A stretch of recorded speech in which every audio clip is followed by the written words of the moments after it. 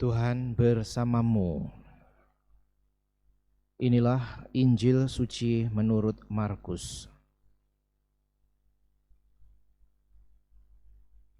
Pada suatu hari datanglah ahli-ahli Taurat dari Yerusalem dan berkata tentang Yesus, "Ia kerasukan Beelzebul." Ada juga yang berkata, "Dengan kuasa penghulu setan ia mengusir setan."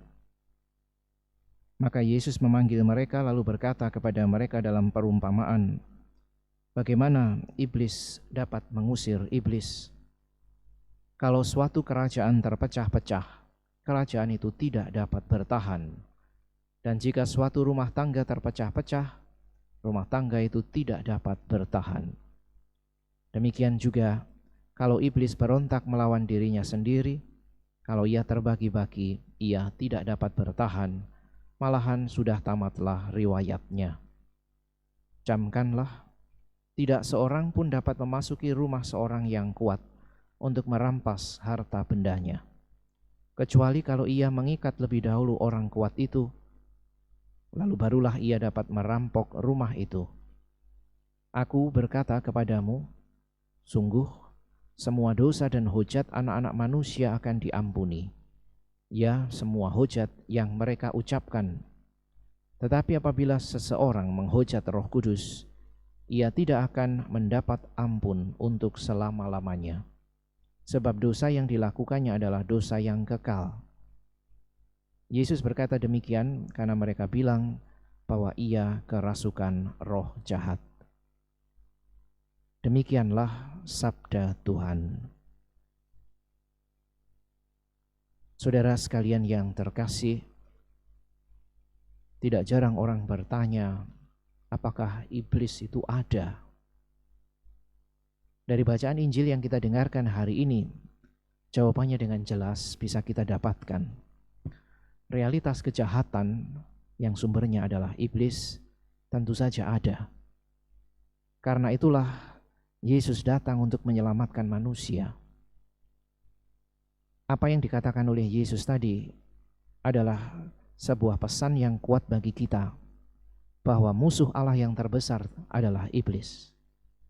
Karena itu, kehendak untuk mengikuti Allah tidak akan pernah bisa bercampur dengan kehendak untuk mengikuti kekuatan jahat. Akan selalu terjadi perang di dalam kehidupan kita antara apakah kita mau mengikuti Allah dengan kehendaknya yang menyelamatkan, atau kita mengikuti musuh Allah terbesar yaitu iblis yang wujudnya bisa bermacam-macam di dalam kehidupan kita. Saudara sekalian, satu hal yang tadi Yesus katakan, kalau seorang itu memiliki kepercayaan yang kuat, tak seorang pun atau bukan apapun yang akan bisa masuk ke dalam dirinya. Dengan kata lain, kalau kita sungguh percaya kepada Allah, tidak ada kekuatan lain pula yang bisa merampas kita dari Allah. Karena jelas bagi kita orang beriman, Allah adalah yang terbesar. Maka mari saudara sekalian yang terkasih, kita mohon senantiasa rahmat iman, agar kita berani menyerahkan hidup kita kepada Allah. Jangan sampai kalau Allah sudah sungguh-sungguh menghadirkan kebaikan dan membawa kita kepada kebaikan, malah kita menolaknya. Itulah yang tadi dikatakan oleh Yesus tentang dosa menghujat Roh Kudus. Ketika kita sama sekali menutup kehendak baik Allah dan bahkan bertegar hati untuk melawan Allah, itulah yang disebut sebagai dosa melawan Roh Kudus. Artinya, kita menolak sepenuh-penuhnya kehendak baik Allah di dalam hidup kita, dan kita mengikuti hal-hal yang lain yang justru bertentangan dengan Allah. Kita tahu bahwa itu melawan Allah, tetapi kita bertegar hati untuk melawan Allah. Dan itulah yang disebut dosa menghujat Roh Kudus. Saya yakin tidak seorang pun dari kita yang mungkin sampai jatuh dalam dosa ini. Karena kalau kita jatuh dalam dosa ini, maka menyebut nama Allah pun kita tidak akan.